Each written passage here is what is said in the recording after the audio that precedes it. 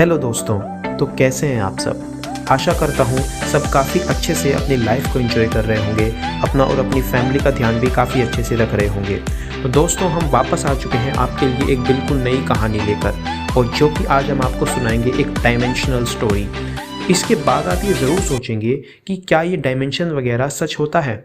तो चलिए शुरू करते हैं अपनी स्टोरी को, जिसका नाम है द वैनिश्ड पर्सन। तो ये कहानी है साल 1924 की। किशोर नाम का एक बहुत फेमस हॉर्स राइडर था। वो जिस घोड़े की रेस में पार्टिसिपेट करता था उसका जीतना पक्का था। आज तक उसे कोई भी नहीं हरा पाया था किसी भी रेस में। इस सब से किशोर बहुत ही फेमस था। पर कहा जाता है ना कि जितने फेमस बनोगे उतने ही लोग आपसे जलने लगेंगे। किशोर के साथ भी बिल्कुल ऐसा ही हुआ। कुणाल नाम का एक हॉर्स राइडर हमेशा सेकंड आता था।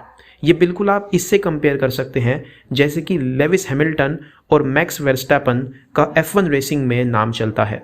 तो वो सेकंड आता था और उसे ये बात बहुत परेशान करती थी।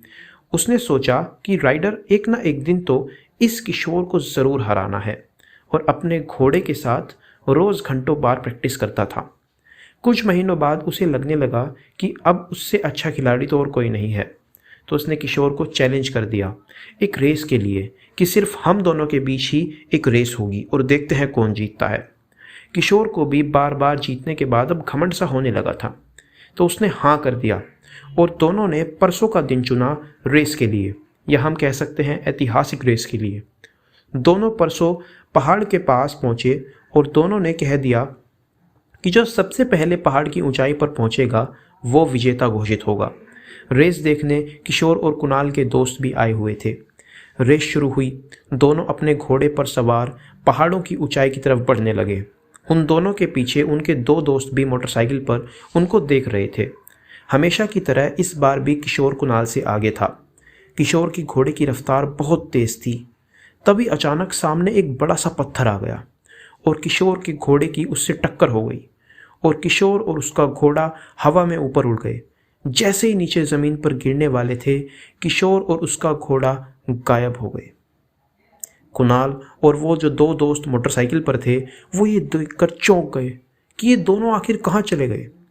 आसपास कोई कहीं भी नहीं था जो वो उसमें गिर जाए। ऐसा लग रहा था कि जैसे उनको ज़मीन निकल गई या उन्हें हवा में ही कोई उड़ा के ले गया।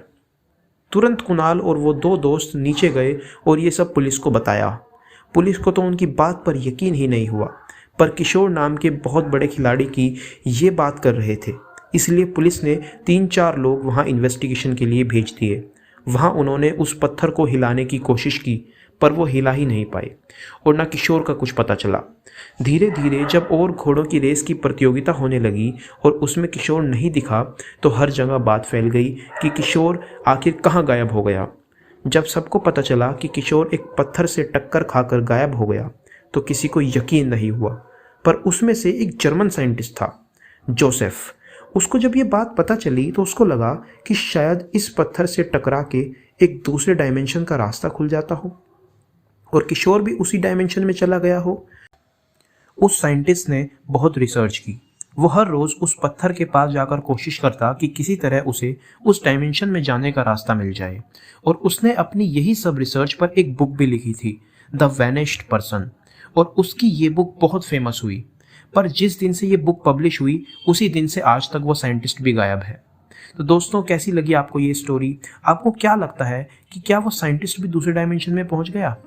आप अपने व्यूज़ हमें कमेंट सेक्शन में ज़रूर बताएं, और अगर वीडियो पसंद आई है तो इसको लाइक करें, अपने दोस्तों के साथ भी शेयर करें, और हमारे चैनल को सब्सक्राइब करना ना भूलें। हम जल्दी मिलेंगे ऐसी मज़ेदार वीडियोस के साथ। तब तक के लिए जय हिंद।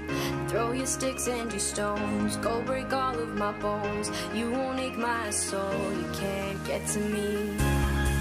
And there is